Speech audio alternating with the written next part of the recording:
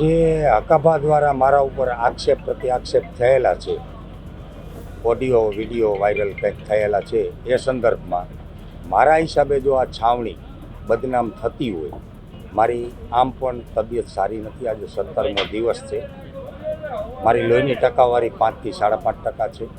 ડૉક્ટરનો MD ડૉક્ટરનો અભિપ્રાય છે કે તાત્કાલિકના ધોરણે કિડની લીવર ઉપર સોજો છે, તો હોસ્પિટલાઇઝ કરવાનું એનો ફાઇનલ ઓપિનિયન્સ છે.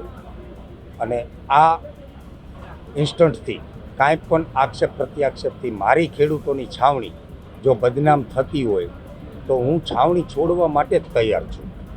તો તમામ ગુજરાતના વાલા ખેડૂતોને મારો એક સંદેશો છે, જે ખેડૂતોએ ગુજરાતમાંથી સમર્થન આપ્યું છે અને આપણે આપણી માગણી ઉપર અડગ છીએ, આ છાવણીને તોડવાના અનેક પ્રયત્નો છેલ્લા 10 દિવસથી થઈ રહ્યા છે.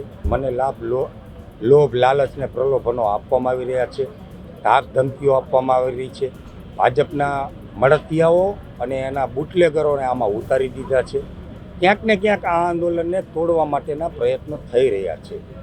તો મારી શોર્ટ ઇન વન છે કે આ આંદોલનને તોડતા નહીં, મજબૂતાઈથી સમર્થનથી, આપ જેવું સમર્થન આજ સુધી ખેડૂતોએ આપ્યું છે એવું સમર્થન આપજો. અને આવનારા સમયમાં જે કંઈ જેતપુર સમિતિ આજે નિર્ણય લે છે તો કાલે આપણે આ આંદોલનને ગુજરાત લેવલે લઈ જશું. આપણી માગણીઓ પૂરી નહીં થાય તો આપણે ગુજરાત લેવલે આ આંદોલન લઈ જઈશું. આપણે હક અધિકાર અને ન્યાયની લડત છે ખેડૂતોના, તો એ લડત ગુજરાતના પ્લેટફોર્મ ઉપર લઈ જઈશું અને ગુજરાતની 18 વરણની કમિટી બનાવશું.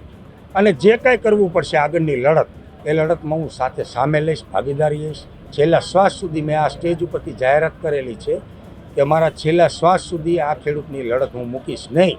પણ મારા હિસાબે જો છાવણી ક્યાંય બદનામ થતી હોય આક્ષેપ પ્રત્યાક્ષેપથી, તો હું આ છાવણી મૂકી અને હોસ્પિટલાઇઝ થવા, આજે અમસ્તોય હું હોસ્પિટલાઇઝ થવાનો હતો સાંજે, તો હું અત્યારે વહેલો થઉં છું. પણ આ છાવણીને કોઈ પણ દાગ કે ક્યાંય બદનામ ન થાય એવી તમામ ખેડૂત મિત્રોને મારી નમ્ર અરજ છે. મારા અનશન જે કંઈ સમિતિ નિર્ણય લેશે એ મને શિરોમાન્ય રહેશે. અત્યારે હું હોસ્પિટલાઇઝ થઉં છું, મારી તબિયત નાજુક છે, એટલે જે કંઈ આ ગામની સમિતિ નિર્ણય લેશે એ મને શિરોમાન્ય છે. મારા લોહીની ટકાવારી 5.5% છે. આપ સમજી શકો છો, તમારું 14 થી 16 છે. હું અત્યારે પણ વાઇબ્રેટિંગ લઉં છું. આપને જ્યારે આ ઓપિનિયન્સ આપી રહ્યો છું ત્યારે તો હું સીધો જ અહીંથી ICUમાં જાઉં છું. આ બધા મારા મિત્રો છે, સમર્થકો છે, મારી ટીમ છે. મારી ટીમને મારા હિસાબે કોઈ તકલીફ પડે એવું હું ઈચ્છતો નથી કે મારા હિસાબે આ છાવણીને કોઈ પણ દાગ ઉડે. આ છાવણી ખેડૂતોની છે, ગુજરાત ખેડૂતોની છે, નહીં કે નિલેશ એરવાડિયાની.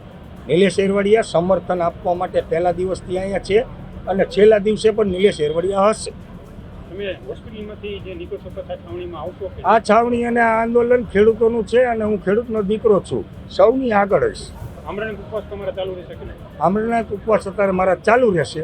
પણ આ સમિતિએ જે નિર્ણય કર્યો હશે અથવા કરશે, ગામની સમિતિ દ્વારા આ છાવણી ચાલી રહી છે, એમાં જે નિર્ણય લેવાશે, અત્યારે હાલમાં ગુજરાત આખાની સમિતિ નથી, જેતપુરની સમિતિ છે, તો જેતપુર સમિતિ જે નિર્ણય લેશે એ મને શિરોમાન્ય રહેશે. ગુજરાત સમિતિ બનેલી નથી, ગુજરાત ગામની સમિતિ, જેતપુર ગામની સમિતિ છે.